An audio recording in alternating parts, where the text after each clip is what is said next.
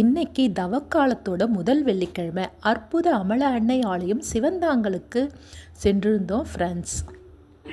வழக்கத்தை விட நிறைய பேர் சர்ச்சுக்கு வந்திருந்தாங்க ஃப்ரெண்ட்ஸ். ஃபாதர் பிரசங்கம் ஃபஸ்ட் கிளாஸாக வச்சாங்க. ரொம்பவே சூப்பராக இருந்தது கேட்கறதுக்கு. ஃபாதர் நிறைய அறிவுரைகள் எல்லாம் சொன்னார். வீட்டில் நம்ம எப்படி நடந்துக்கணும் அப்படின்றத பற்றியெல்லாம் சொன்னாங்க ஃப்ரெண்ட்ஸ். ரொம்பவே சிறப்பாகவே இருந்தது. அவை மிகவும் நன்றாக இருந்தன என்று நாம் தொடக்க நூல் புத்தகம் 1ஆம் அதிகாரம் 31வது இறை வார்த்தையில் படிக்கிறோம். எனவே எல்லா நாட்களும் நல்ல நாட்களே.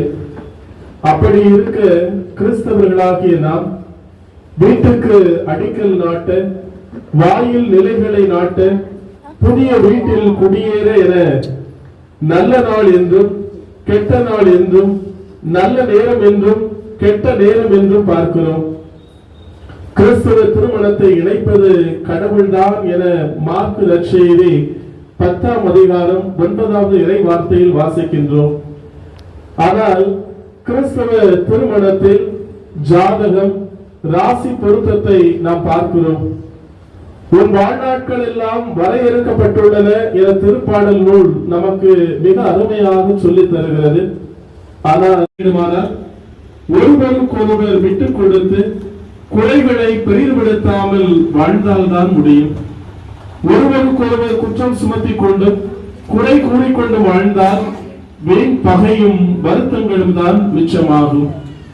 பிறருடைய குற்றங்களையும் குறைகளையும் பார்த்து கொண்டு காலத்தை வீணாக்கினால் வீண் தொல்லைதான் வந்து சேரும். குற்றம் பார்க்கில் சுற்றம் இல்லை என்பதை நாம் மறந்துவிடக் கூடாது.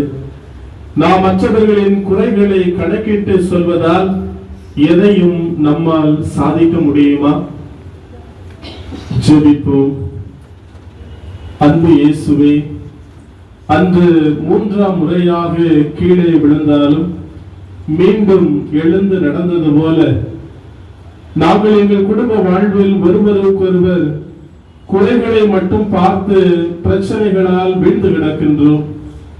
இதிலிருந்து எழுந்து ஒருவர் மற்றவரின் நிறைகளை காணும் பழக்கத்தை உருவாக்கியருளும். ஆமென். சர்ச்சுக்கு உள்ள நிறைய கூட்டம் வந்ததால் நான்லாம் சர்ச்சுக்கு வெளியில் தான் சேர் போட்டு உட்கார்ந்துருந்தேன் ஃப்ரெண்ட்ஸ்.